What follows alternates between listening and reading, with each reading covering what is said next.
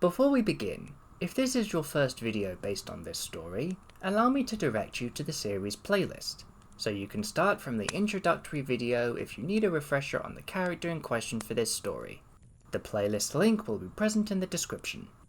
With that out of the way, I am A Spectrum D, but you may also call me Lewis, and welcome to the Fiction Forge.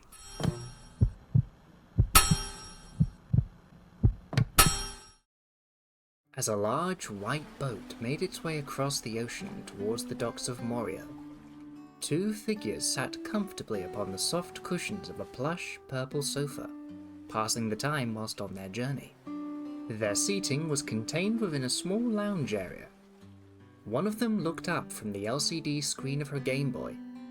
This was Merlai Ann, a young woman in her late 20s who found herself on this trip thanks to a good word from the elderly man sitting next to her. A Foundation attendant walked into the room and announced that the boat was 20 minutes from Morio now. The woman's long black hair brushed against her burnt orange coat as it moved. A warm smile materialized on her tan-skinned face as she responded, thanking him for the heads up as he walked out. She asked the elderly man if he had heard the attendant's update. This was Joseph Joestar, who had invited Anne along for the journey after learning she was working for the Speedwagon Foundation. The two had history traveling as part of a group dating back to the late 1980s, which further served as motivation for having her along. Anne parroted to him that they were almost at their destination. Joseph then asked if she happened to see his cane anywhere, quickly coming to the conclusion that he'd misplaced it. Anne looked around the room, noticing the elder's cane leant against the corner of the sofa and pointed it out to him, addressing him as Mr. Joestar, simply out of an obligation of professionalism. As the old man gripped the cane, he told her to just call him Joseph. She was part of the old crew. He didn't put in a good word for her to the Foundation and bring her along just for her to feel like she had to be so formal.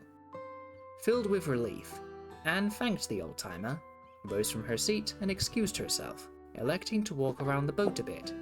She'd been sitting down for quite a while now. Little time went by before the boat was boarded by none other than Jotaro Kujo and Okuyasu Nijimura, and the latter tried to introduce himself at Joseph's request, which, thanks to the on and off nature of his quality of hearing, went a little rougher than expected. A short time had passed and the boat was now visible to those on the dock. After Joseph and Okuyasu briefly had an exchange revolving around Josuke, the former's recently discovered illegitimate son, a man in a Speedwagon uniform entered the room, only for the attendant from earlier to burst in to warn everyone of Akira Otoishi's arrival. Both men in uniform locked eyes. With that, an altercation commenced. They began accusing each other of being the enemy. Okuyasu had only moments ago gotten on board, so he didn't know who was who or who was or wasn't on the boat before he got there, and both were making solid points. Why did he have to be the one making big decisions? Between the back and forth of the two men, the stress of not knowing what to do, and the danger of Akira's stand Red Hot Chili Pepper ready to pounce, he was about to completely flip his lid. Until the sound of footsteps was followed by Anne's voice as she stepped into the main room. She was gone for no more than a couple minutes, and now she was hearing shouting matches about stand users and potential imposters. She scanned the faces of the three men standing before her, and looked back at Okuyasu. She casually checked that she had matched the right name in person amidst the chaos she heard, then asked what the issue was as if it were standard affair. The student quickly responded with a mix of confusion and urgency in his voice. One of these guys was a stand user that's trying to kill Mr. Joestar. They were both making sense of their alibis and he was on the cusp of absolutely losing it. Anne told him not to worry too much. She wasn't a stranger to situations like this. Apparently, she happened to have even picked up a little trick for finding stand users from an old friend. Okuyasu asked if she was a stand user too. Anne answered with a grin and without skipping a beat, stating that she wasn't at all. She looked at the two men clad in Speedwagon Foundation uniforms. Overflowing with confidence, the young woman inspected their faces carefully, noting every detail. Okuyasu cut in, desperate to halt another shocking murder by the conductive hands of Red Hot Chili Pepper. Anne replied, still surrounded by a cloud of confidence so thick one could almost bite into it, that she'd figured it out. She explained that there was apparently a little distinction on the face that all stand users had, and anyone, user or not, can see it. Should a user get a whiff of cigarette smoke, a small vein would pop up on their nose. She placed her hand in one of the pockets of her beige-colored trousers, pulled out a lighter and a pack of cigarettes, and lit one before holding it up to the pair. Anne elaborated further. One could be a master of hiding micro-expressions or have the best skincare routine known to man and still not prevent it from showing up. She gestured towards a framed art piece hung on the wall behind the sofa Joseph was sitting on, wordlessly drawing the attention of all three towards the painting. The one with long, wavy purple hair was particularly attentive, and zipped his head in that direction. This did not go unnoticed. Anne took off across the room and, with all the force she could muster, punched Lilac Locke straight across the chin, sending him backwards and even tripping over himself. He landed hard on his back, and the back of his head followed. Okuyasu stood stunned in amazement before looking at the wall behind him for any sign of the sparky assassin, only to find the light that Chili Pepper once inhabited completely clear. Akira Otoishi had been completely winded and then knocked unconscious. After all was said and done, the boat was parked in the dock of Morio. Akira was detained and was under supervision by Okuyasu. He assured Jotaro that in his condition, the hand wouldn't have any problems making him behave, not even moving his head or redirecting his vindictive gaze. This was the man whose stand killed his brother, after all. Jotaro made his way to one of the doors leading to the main room to check on Joseph, only to be met by another familiar face. A face he hadn't seen in years. The two paused for a moment to register each other's presence. Unsurprisingly, Jotaro still towered over Anne. She spoke up first, electing to go with the classic observation that it had been a long time. She went to offer a friendly hug to the future marine biologist. She wanted to offer solace for the friends that she had left, but she hesitated. A small, solemn smile appeared on her face as she tilted her head down a tad. Anne had almost forgotten that Jotaro wasn't exactly the physically affectionate type. Jotaro turned his tall, towering frame and walked across the deck, stopping when he reached one of the many metal railings as Anne followed suit. He looked out to the setting sun as the docks came into view with his hands in his pockets. Of all the ways they could meet again, it had to be on a boat with a nutjob stand user. A whole decade later, and it's like history was repeating itself. They had to stop meeting like this. Jotaro largely remained unmoving, but turned his head back to Anne. How did she know which one of them was the user? Anne rested her arms on the boat's railing and crossed one of her legs behind her, pressing all her weight against the railing. She recounted her side of the prior proceedings. She was on the boat with Joseph from the start. Of course she'd have recognized something about the real attendant. The problem is, if she outright said she knew who was who, she could have guaranteed at least one death on that boat. It wasn't worth the risk.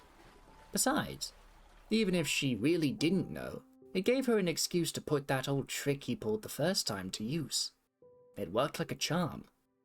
Jotaro abruptly asked if Anne had been carrying cigarettes and a lighter all this time just to pull that trick. As she gradually sunk her head into her arms, Anne pouted. She admitted, with her voice muffled, that she had, but only when she started working for the Foundation. Jotaro continued, hazarding a guess that she also replaced the knife that the unaffectionately dubbed Captain Asshole took from her, and she carried it on her at all times. He was reading her like a book. Anne asked how he could have known that. She hadn't even told the Foundation about the new blade. That was a very well-kept secret, or at least she thought it was. Jotaro simply guessed that old habits just die hard, and he was correct. Anne inquired with an amused grin if she had missed the chapter in the Book of Kujo where he started being a smartass. Without hesitation, Jotaro countered, doubling down on the literature metaphors. His book was on display for all to see, she just didn't read far enough. On the contrary, he saw hers and didn't need to see more than the synopsis on the back cover. At that very moment, not one word was uttered. All that could be heard was the crashing of the waves around the boat and the dial-up internet booting up in Anne's brain as she processed Jotaro's unexpected wit. The back and forth had concluded, bringing about a moment of peace. The peace was broken eventually by none other than Joseph Joestar bursting into a croaky fit of laughter. In fact, he almost fell off the sofa. It wasn't long until Anne snickered and couldn't help but join in. As the boat finally made a stop at the dock, Anne swore for a moment. She even saw Jotaro crack a smile. As the boat had docked in Morio, there was much anticipation about how Josuke would react to meeting his less-than-present father. Anne was the first to step off and introduce herself to Koichi and Josuke with much enthusiasm, until she saw the unease in the latter's expression looking behind her. She was halfway through placing a hand on his shoulder to talk to him before he swiftly shifted past her without more than a grunt to catch Joseph, who had lost his footing and dropped his cane in the process, breaking it. Josuke warned the old man that he should really be more careful as he got him back on his feet. As father and son were getting acquainted, Okuyasu had gotten off the boat himself as Anne picked up the broken cane. Okuyasu, upon briefly inspecting it, suggested having Josuke use Crazy Diamond to fix it. This led to Koichi asking if he was mad. He elaborated, telling Okuyasu to think about it. Say he did have Josuke fix the cane, then he and Joseph wouldn't have the opportunity to build their relationship. Anne noted that they were also too late to do that anyway, pointing her thumb towards the pair leaving the dock, with Josuke propping Joseph up. There was no point worrying about it now. Koichi completed his case with the notion that just this once, maybe it's best that something's left broken, for the time being at least. Everyone took their leave. Josuke and Joseph made their way to the town center, Koichi and Okuyasu made their way home, and Jotaro and Anne monitored Akira on the way to jail so that they could question him. If you happen to have enjoyed what you found, do subscribe to the channel, enable notifications, and keep an eye on our community tab for further updates. With that all being said, I've been Spectrum D on the Fiction Forge, and until next time, fare thee well.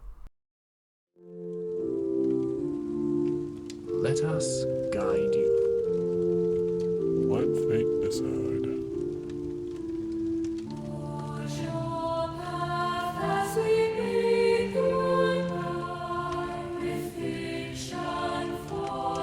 Your dreams.